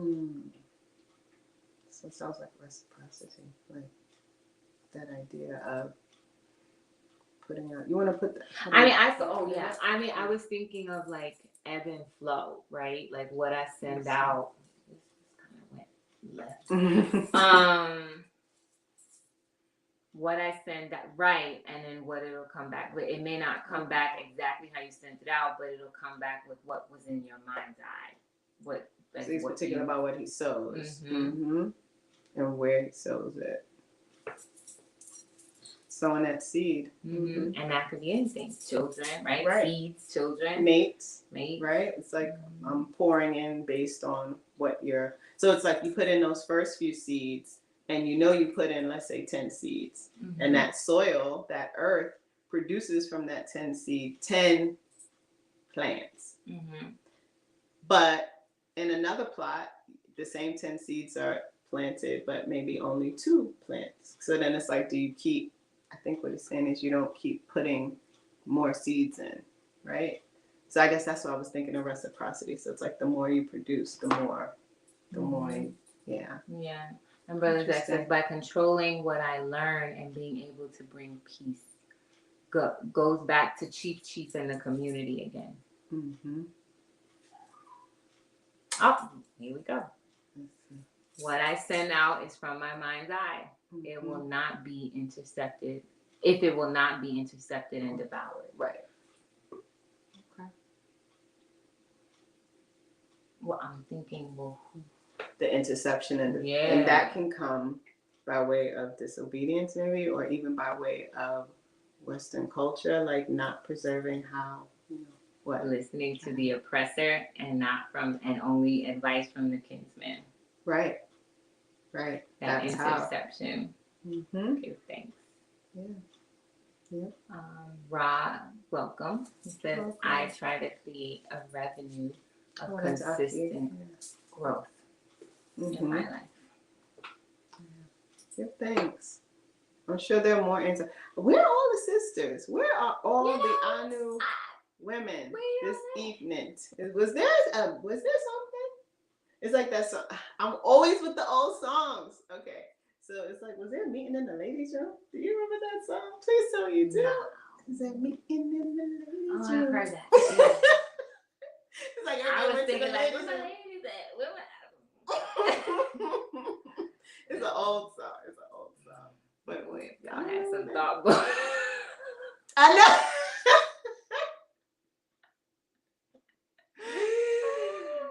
This is my thought bubble.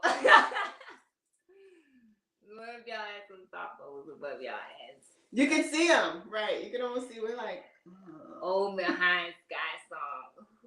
Sky. I don't know. Is there a meeting in the ladies' room? Did they play that in the club? No, this was not a club song. Like this was from like the old. This was old, like old. I don't even know how I know that song. Parents old. Old, like I think it was around the time that like Prince, Time with Morris Day. It was like around that time. Like Apollonia. Yeah. Okay. It was around that era. So I was young. Oh, there we go. Shalom, share the joy. Oh yeah, we are. There must have been a meeting in the ladies' room. Somebody clean it up. Well, you know what? Give thanks to the brothers for holding it down. Rod, Chief, Brother Zach, Master Manelek, and also you, Alexandria. Yeah, but give thanks. That's why just apply. Like we need you. And you're young. We've been abandoned. Yes, and you're young. Okay. Nah, actually that was climax. All these double X's and double Y's, I don't know. Climax. Oh, okay. Okay. I know that joint. Yay, somebody know it. That song came out in 1984. Okay, it might have been. I was a little kid. I knew it wasn't in the club. That much I did know. Because I remember just sweeping to it, like around the house. It was not. Well, it wasn't in the club. It just wasn't in the club when you was in the club. That's what it was. It was somewhere in the lounge. I remember that. It was fun. Somewhere. Read the chat, please. Okay. Date that joint. By improving the quality of what Master Miller says, by improving the quality of what I produce and reducing points of mental friction. Yeah. Right, because that friction would be the opposite of those, like connecting smoothly through those pathways, right? Yeah. Because you need the neural path. I mean, like, friction is necessary in other things, but not necessarily in those pathways. You need the roadways to be clear. Friction would almost be like traffic jams, if you will, right? Like a short, an aneurysm. I ain't never good for nobody. Want that? Ain't never good for nobody. Yeah, your sisters left y'all high and Word. Yeah. Word. Left y'all high and dry tonight. They probably They are. We here like you know what we got? Your tea, and I haven't even seen you drink yours. I'm drinking my tea. I have. Come on, this is all right. She's cool. I'm like full glass in the camera. You did? I got the whole time. I'm like this. Oh God, so when you talk, I drink. Okay. Yeah. Peace and the joy. She late. Peace. Side eye. Let's go. Go get your sister. Yeah. You said you weren't a little child. You had Vice downstairs suits, and your boyfriend used to pull up in his T-bird, blasting that picture of the star. But I don't know nothing about that. What year did he say? 80 what? 84? 84. I was like 8 years old. No. I was 3. Let's move on. I don't know what you're talking about. Shut your face. Shut your face. Zach was like, I wasn't even born yet. Oh wow. That just made me feel bad. Look at Naya showing up in the last minute. Come on. Boo. Let's move on. We're almost done. I know, we're on the 4th line. Let's go. Let's get it. Get these women in here. Get them in here. Wrangle them. Let's go. It's like, brothers, where your bodies at? Because they're the heads. Oh, I was like, where's your bodies? Right. Mm-hmm. Where they at? Mm-hmm. Okay. Shall we read the next line? Yes, you shall. What was I doing? If we work for someone for a time, then we should be an apprentice to that person. This just reiterates the first line. We're not going to be lifelong wage earners. Yes. Temporary. If you do have to work a wage job, there should always be a time limit. There should be, so you should even go into it with a time limit set. I'm going to do this, I'm going to learn this, and I'm going to bounce at this date because I'm going to take what I know and I'm going to apply it here. What is an apprentice? It's a person who's learning a trade from a skilled employer. They've agreed to work for a fixed period at low wages. Right. Also, we think of apprentice as a beginner, right? Mm-hmm. Like when things are ranked, sometimes you'll see like apprentice level, right? Because you're still learning. You don't know yet. You're still gaining knowledge before you move into the wisdom, right? And when I think about like the idea of being an apprentice, you're earning that low wage because there's more value in what you're getting from that master, from that expert. So it's like that expert has determined that, I'm only going to give you a few dollars because what I'm pouring into you is so much more valuable than even the fiat currency that I may be offering to you. But then that means that that apprentice has to perceive the instruction, the guidance, the wisdom as the investment, as the currency, and then take it and multiply it. So it makes me think back on what Chief said about sowing seed. It's like if we are not multiplying and producing based on what's being poured in, then what kind of apprentice are you? You're actually then a wage earner, because if you're just good with, I'm just gonna take what I'm gonna get. I'm gonna take what, which I used to, I say that, like, I'll take what I get. Not even I'll earn what I get. Now it's I'll earn what I get. But the idea of just, I'm not gonna multiply it. You know, when you think about the parable of the sower, or the parable, well, yeah, it could be the parable of the seed, or the talents. That's the one I'm actually thinking about. It's like, well, no, I know you were a hard and stern master, so I buried it. Like, I buried your talents, and I didn't do nothing. But here you go. There's no interest. There's no nothing. You didn't invest it. You didn't innovate. You just sat on it. So you did nothing, actually. So it's like, you ain't gonna be giving no more. That person ain't getting no more coins, if you will. It's just like when you said earlier, like the being a wage earner is antithetical to, wage earner is antithetical to freedom. Yeah. You know, it's, if you're not serving as that apprentice, right, and you're not looking at that temporary amount of time and like really doing it fully, you are, I lost the word. It came to me while you were saying. I was like, oh yeah, that's like this. It'll come back. The other one came back, so it'll come back. Okay. But to one of the comments in the chat, it'll come back to me. It goes back to the education versus training. Yes, because what did we learn in the beginning of economics when we started this journey and we started reading? Education is the key to wealth. Yeah. The first component of our economy is our astuteness, right? And so, like, you're also learning something when you're training. You know, when you're the student. You know, there's the master. But then it also makes me think, like, it doesn't mean you just apprentice with anyone, right? So it goes back to, we always make that connection back to community.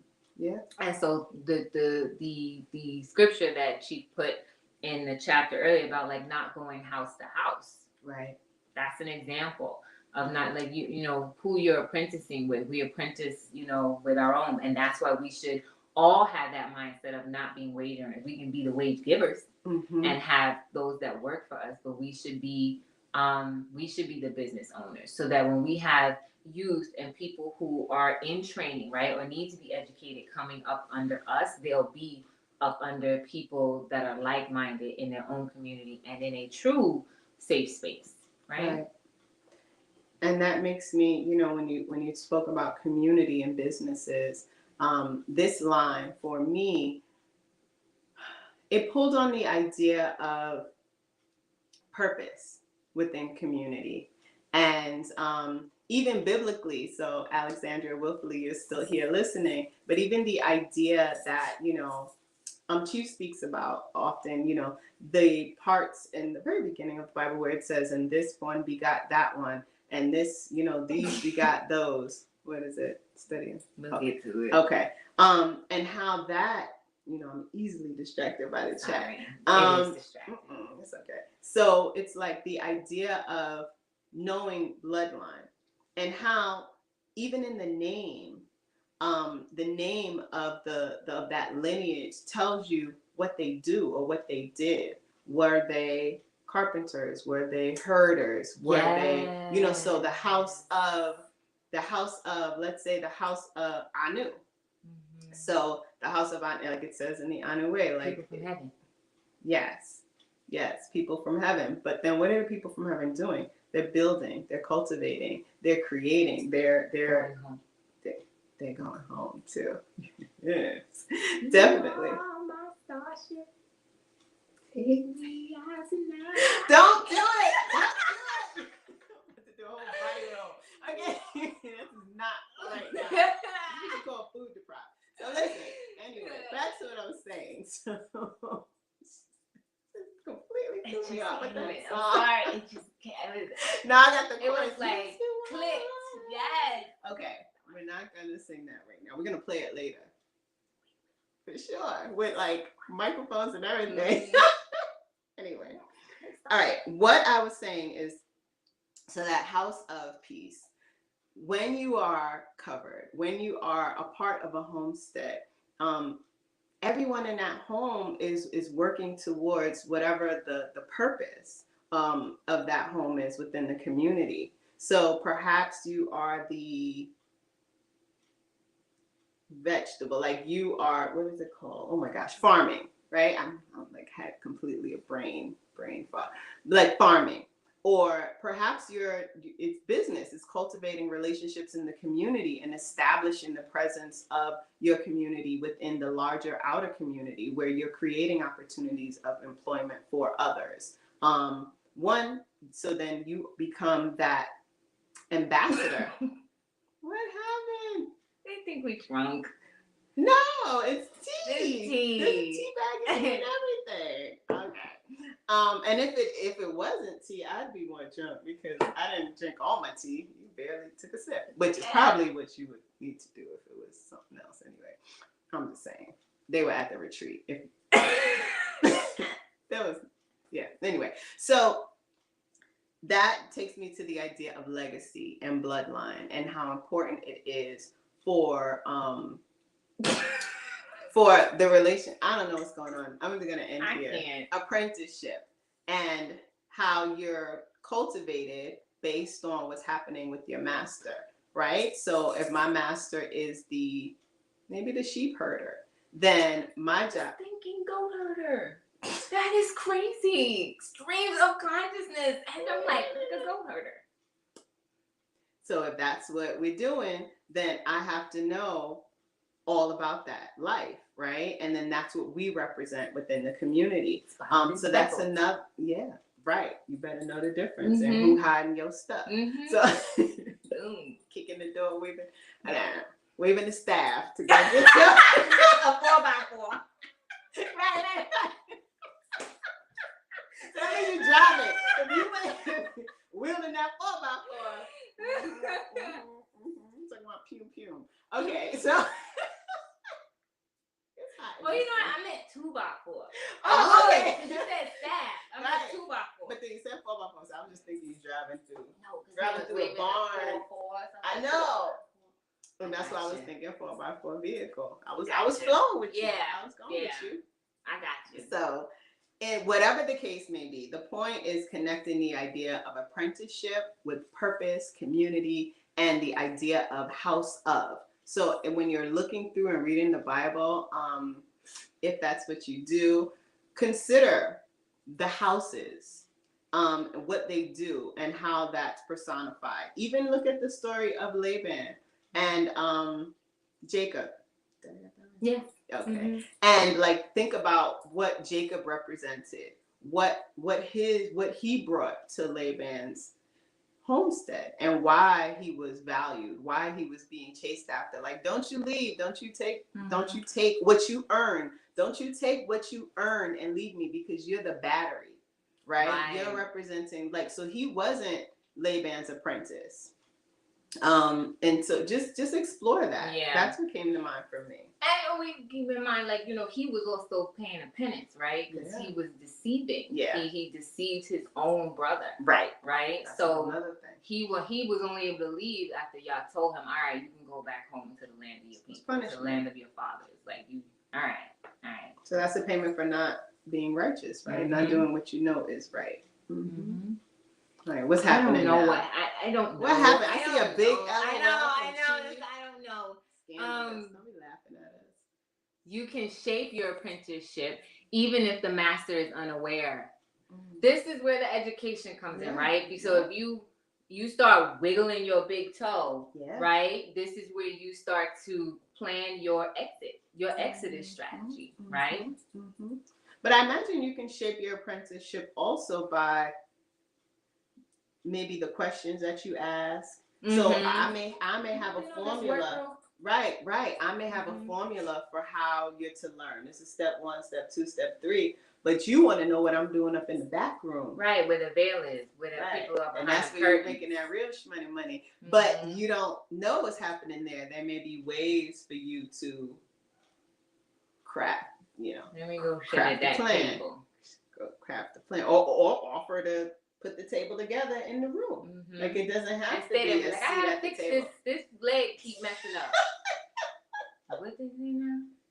And the revenue budget is what? Take some notes. Taking mental pictures. That was funny. I'm aside. Okay. Have a clear mind and path before.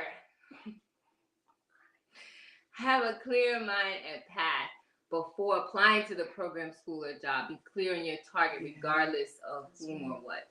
That's holding up. You gotta have a vision. Yeah, yes. So that you don't get sucked in. So your mental assets don't atrophy. Right.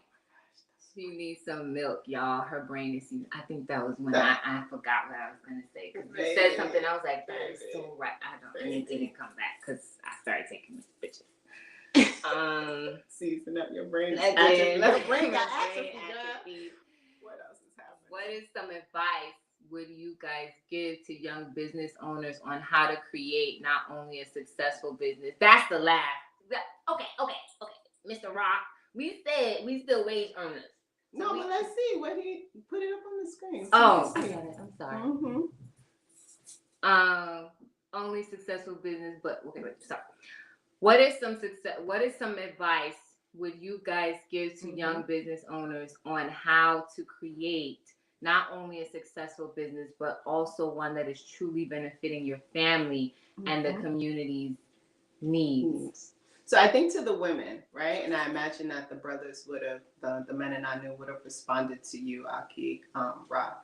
To the women, the first thing I would say is if you are in a position to remain under your father's headship, that is number one. He was asking the men. Okay, perfect. So then you got your answers. Boom. I don't even go on. Take some. These are the answers. Okay. So for anyone watching the replay, read the comments for the response to that question. Yes, they will be there. What is he? Oh, now he's got another song. Starship. 1970. She did. I don't care. I was straight born. They were still playing it on the radio. But Kiss FM. My Starship. That's right. Late at night. Kiss FM. What was it called? Quiet Storm. Dog and warm. She was asleep by that part. That's what she's like. Quiet Storm. I'm dead. I'm out. I'm done. Oh my goodness. Yes, give thanks. Okay. I'm like, but we said we was waiting on this. Oh, all right. Oh my gosh, what just happened? Okay. Oh, we was about to be out by mistake. In what way do you control? Is that what we're up to? I would suggest a carton of cigarettes and a carburetor. For what? For who? What's happening? Where'd that come from? DJ, you look guilty like you know it. No, it's okay. It's when looking at field of auto mechanics. It was the question before. These are still the okay. Because I'm like, I don't know what that means. The effects of tea, ladies and gentlemen. Tea. We're just silly. There's no need. You said yourself it would taste like jet fuel. There's no need. No need here. Jet fuel. Okay. It would be too young. No, I understand. It just made me think of some other stuff. I don't know. Just let it go. Okay. So I'll go right into the next line. Once we learn the mechanism of the industry, then we must establish our own. Come on. So we're only there for a time to learn the mechanics of that particular industry so that we can then take it, chop and screw it. There you go. Exactly what's now on the screen again. Take it, chop and screw it, make it your own. Elevate it, most importantly. Don't chop and screw and make it worse, right? Elevate it. Use your talents to use your manipulatives, use your mind to create something, and to allow that something to create something else. So be that sower, that be that prolific sower, right? And as the soil, as the earth, be fruitful. Allow yourself to be planted into. And then allow that sun and that water and that wind to like just spread those seeds. Like do all of that. Do all of what happens when you farm and you know what you're talking about, which I do not. So I'm just gonna say, do all that. Well, we're gonna learn very soon. We are. Maybe we should like make a video. We a should farming experience. Yes. Like we could start coming soon. We're gonna We'll do just it. go We're gonna live. do it. We're gonna do We it. should go live. Mhm. It's gonna be hilarious. We'll be the righteous farmers. It's gonna be hilarious for all the carpenter bees. And, That's a whole nother story. we're gonna learn it soon. It's gonna be fun. Yeah. Yeah. So once we learn the mechanisms of the industry. Oh. So don't go live. Oh, don't do it. Oh. What does he say? No, I think that's he's fixing a typo. Oh, sorry. So once we learn the mechanisms of the industry, so when you think about mechanisms, right? Like I'm thinking mechanics, all of the moving pieces. So that means even knowing what's happening in the back room that you may need to earn the right to know. And you know, being an apprentice means that you're taking what you've been given and you're playing around with it in your own lab. You know, if you're in a let's say your robotics program, yeah, you have the lab that is designated for you to explore in, but I'm sure there's nothing precluding you from exploring in your own lab. So think of how many businesses start out by college graduates who are brilliant, but they started in their garage because it's like they've taken the little that they know or the lot that they've picked up and then connecting it to those streams of consciousness, which is their knowing, and then they're creating something so much more. That's how I'm seeing that particular line. Most of the things we use were created, right? Like IBM, Microsoft, Apple. We Amazon, just give all the Amazon. Look, it's so Amazon, much. Like you know. Yeah. Amazon is Amazon. It is. But think about it. But you're talking about like, well, Chief was saying, you know, how names or words have, you know, deeper power. Like when Amazon first started, like we didn't even think about it being this behemoth, right? This Amazon. But now it's like we done took over it. Was it the name? Was it the intention behind the name? Self-defining. Right. So it's like, you know, there's so much about names and attributes. I can't wait. I know, right? It's a secret. It's gonna be different. It's gonna be different.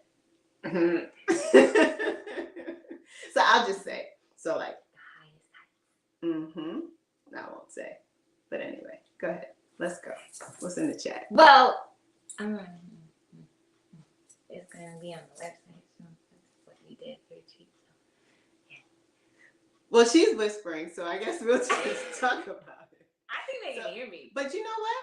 I mean, I think it's obvious. So, like up here, when Master Antonio speaks, we refer to him as Master Menelek. And so, as it's been shared here on YouTube, there was a recent Anu retreat, and we actually are preparing for the next one, which will be this summer. And during that retreat, some of the Anu members received new attributes or new names or participated in being named. And so what we're talking about is like the excitement around having a new attribute identified, a new charge, a new kind of something to work up to. And so it's important to appreciate that your attribute isn't necessarily something that you totally personify and do right now. So in a way, maybe even that can be perceived as like a new apprenticeship. Like it may be, we're literally supposed to be goat herders and it's in our name. Please don't make me a goat herder. You're a goat herder as a prince. Yes.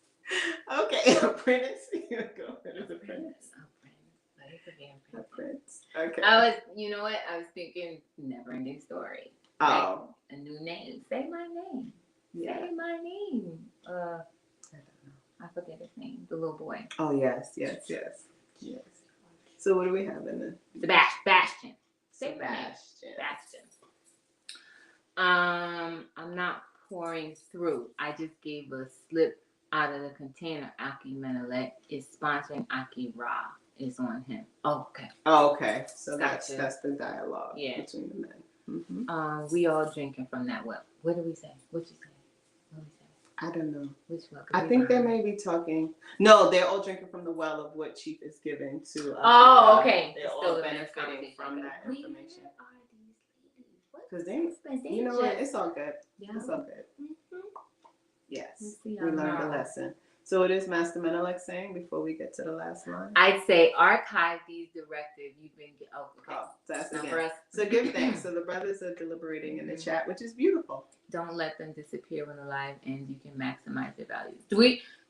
I will make sure that the chat is is. You can do the transcription. I need some milk. Some coconut milk. Is stored.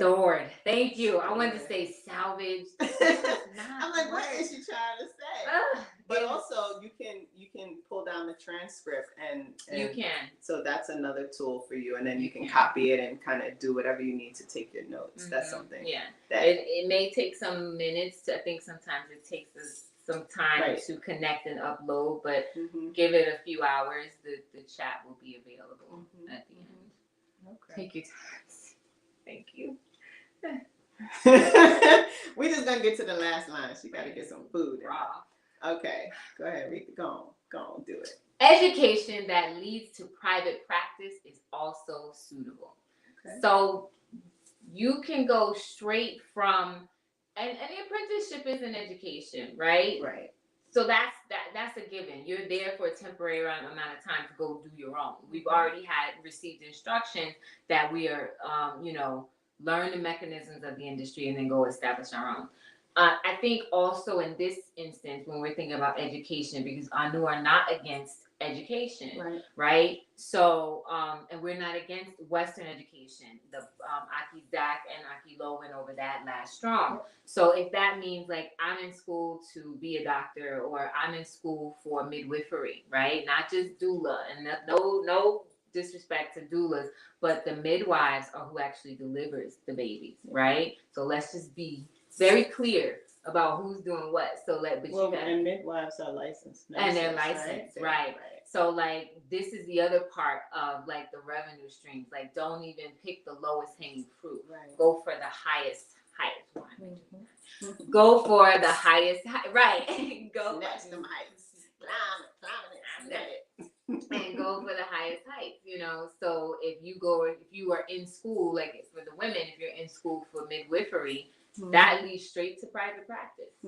There are midwives listed on insurance websites, and if you're looking for someone, right, they're listed right there with their clinicians, because that's a billable service. It is. Mm-hmm. Yeah, level up. Right. Yeah. Mm-hmm. I hope Teacher doesn't start nodding off on air. She's clearly tweaking this fast and different. It is. You know what? You're welcome back. You come on, welcome back.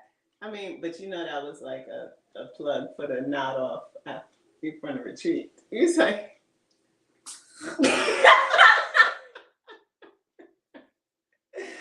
one sip of tea and you dozing off.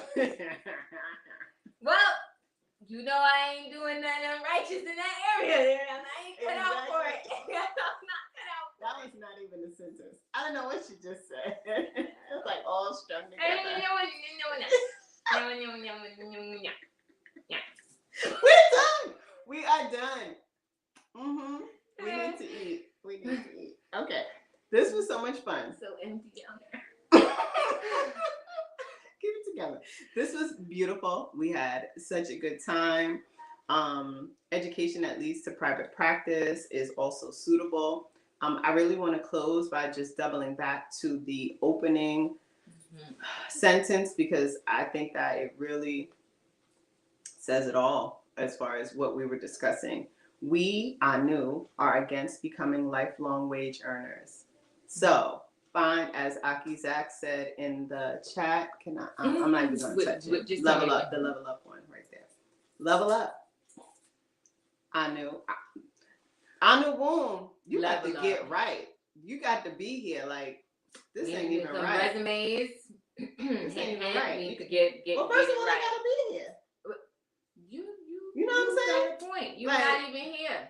This was like some real good stuff. Prerequisite.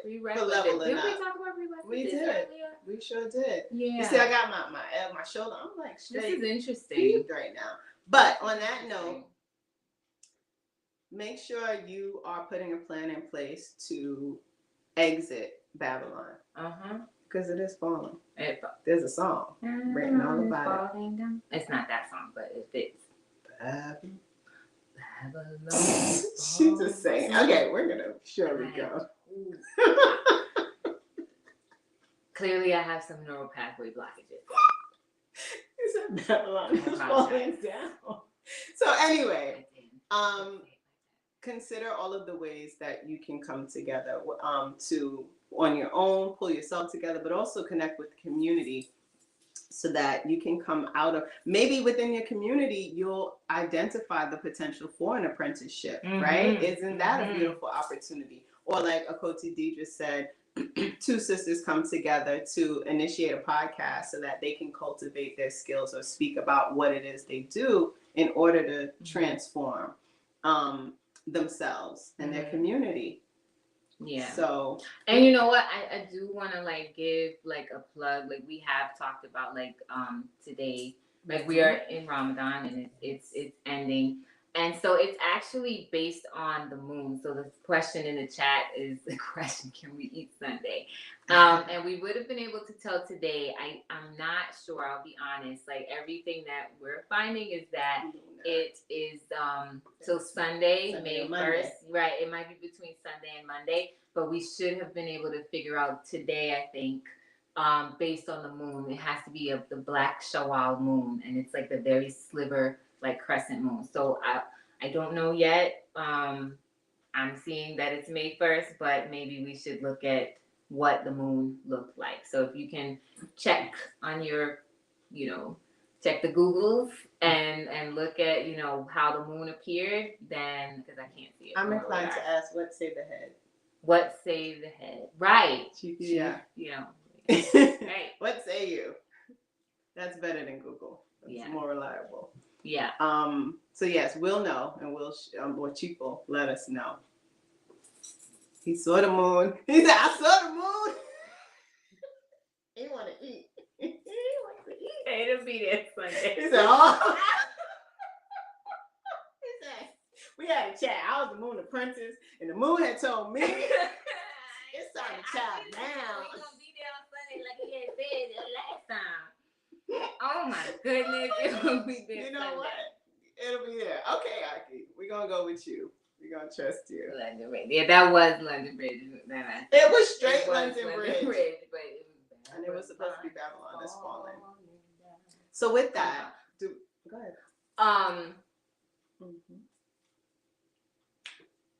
These are just plugs, So we come every shishi, Yom Shishi opening up Sabbath to do these readings. There's more than just Shema, and we encourage you to pick up a copy of the Anu Way. If you want to have a deeper, I guess in this case, it would be understanding, because you'll be coming under something to figure out like what we're doing here. You want to have a deeper understanding and then move into understanding. You should download a copy of the Anu Way, and it is an outline. It is who we are. It is a tone for us, and who and what Anu is and are as a people and a community, right?